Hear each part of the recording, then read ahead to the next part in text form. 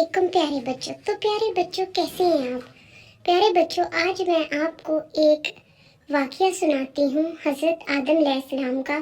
حضرت آدم علیہ السلام کو کیوں پیدا کیا گیا اور کس طرح سے انہیں زمین پر بھیجا گیا. اس قصے کے 2 حصے ہوں گے، پہلا اس ویڈیو میں، دوسرا آپ اگلی ویڈیو میں ضرور سنیے گا. حضرت آدم علیہ السلام کی پیدائش.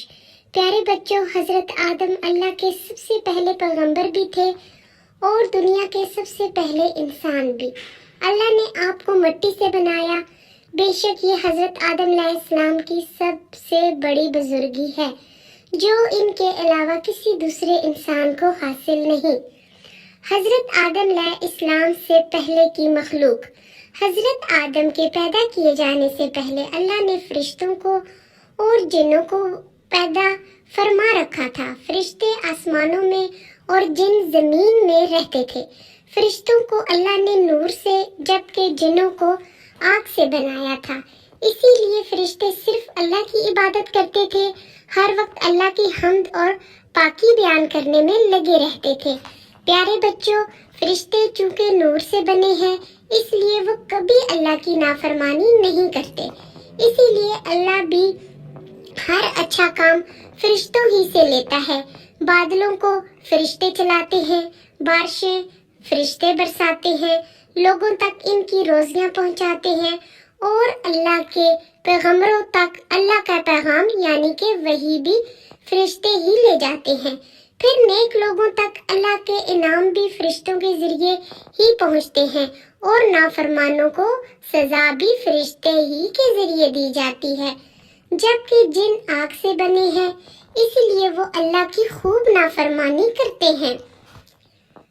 حتیٰ کہ اللہ کے سب سے بڑے نافرمان ابلیس، جن کو ہم شیطان کہتے ہیں کیونکہ اللہ نے اسے شیطان کہا ہے، وہ بھی جن ہے. اسی نافرمانی کی وجہ سے جنوں کو اللہ کے پاس رہنے کی اجازت نہیں. اللہ کی حکمت. اب اللہ کی حکمت نے چاہا کہ ایک ایسی مخلوق بناؤں جس میں نور والی صفات بھی ہوں اور مٹی اور آگ والی بھی. حضرت آدم علیہ السلام کی تخلیق کے ارادے کا اعلان. چونکہ اللہ نے اپنے پاس رہنے والی مخلوق فرشتوں کو اس بات کی خبر دی کہ وہ آدم کو بنانے لگا ہے اور اس کو زمین میں اپنا خلیفہ بنائے گا.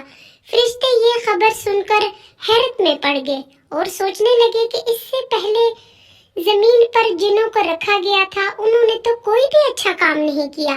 لڑائی جھگڑا خون خرابہ کرنا ہی ان کا کام ہے. کیا اللہ اب ایک اور ایسی مخلوق بنانا چلا ہے؟ چونکہ آپ بات سمجھنے کے لیے اللہ سے پوچھنے لگے، آپ کوئی ایسی مخلوق بنانے لگے ہیں جو زمین میں جا کر لڑے گی، خون بہائے گی. اسی لیے آپ نئی مخلوق نہ بنائیں. ہم ہیں نا جو ہر وقت آپ کی عبادت کرتے ہیں اور آپ کی حمد اور پاکی بیان کرتے ہیں. اللہ کا جواب. اللہ نے اس سوال کا ایسے جواب دیا کہ فرشتوں کی سمجھ میں بات آ گئی. وہ یہ کہ اللہ نے فرمایا جو بات میں جانتا ہوں تم نہیں جانتے، یعنی آدم کے پیدا کرنے میں جو حکمت ہے وہ صرف میں جانتا ہوں، تم نہیں. چنانچہ دیکھتے جاؤ کہ پیدا ہونے کے بعد آدم کیسے اچھے کام کرتے ہیں، تب جا کر تمہیں سمجھ میں آئے گا کہ میں نے آدم کو کیوں پیدا کیا ہے. یہ جواب سن کر فرشتوں نے ادب سے سر جھکا دیا. مٹی سے پیدائش اور روح پھونکنا. پھر اللہ نے مٹی لے کر اس سے گارا بنایا، اس گارے کو گوندا، پھر اس سے انسان کی صورت بنائی. جب آدم کا مٹی کا پتلا تیار ہو گیا تو اس میں روح پھونکی، اس کے دماغ میں عقل کو رکھا جس سے وہ سوچنے سمجھنے، اچھی بری بات کا فرق کرے، اپنے لیے اچھی چیزیں بنائے، اور سینے میں دل رکھا اور ان دونوں یعنی دل اور دماغ میں طرح طرح کے وہ علم بھر دیے جو زمین میں خلیفہ بننے کے بعد آدم کے کام آنے تھے. سجدے کا حکم.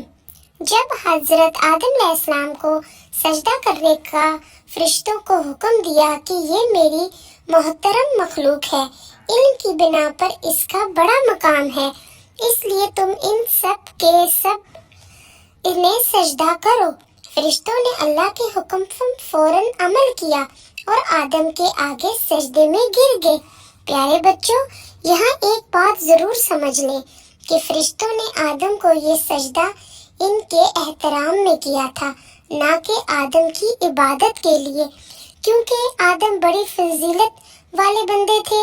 البتہ آدم کے بعد اب کسی مخلوق کے آگے احتراماً بھی سجدہ کرنے کی اجازت نہیں۔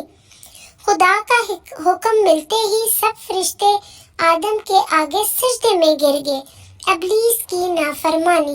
ابلیس چونکہ جن تھا اس لیے حسد کر گیا، آدم کے آگے سجدہ کرنے سے انکار کر دیا اور بڑے غرور کے ساتھ اپنے سجدہ نہ کرنے کی وجہ یہ بتائی کہ میں ایسے انسان کو سجدہ کیوں کروں، اس کے آگے کیوں جھکوں، اس کو اپنے سے بہتر کیوں سمجھوں، جس کو تو میں مٹی سے بنایا ہے، حالانکہ مجھے آگ سے بنایا ہے، اور مٹی نیچے جاتی ہے جبکہ آگ اوپر جاتی ہے۔ میں اس سے بہتر ہوں، اس لیے اسے سجدہ نہیں کروں گا۔ اللہ کا حکم نہ ماننے کی سزا۔ اللہ کو ابلیس کی یہ نافرمانی، پھر نافرمانی کے بعد یہ حجت بازی بالکل پسند نہ آئی اور اللہ تعالیٰ ابلیس سے سخت ناراض ہو گئے، اسے اپنے دربار سے نکل جانے کا حکم دیا اور قیامت تک اس کے لیے مردود کر دیا۔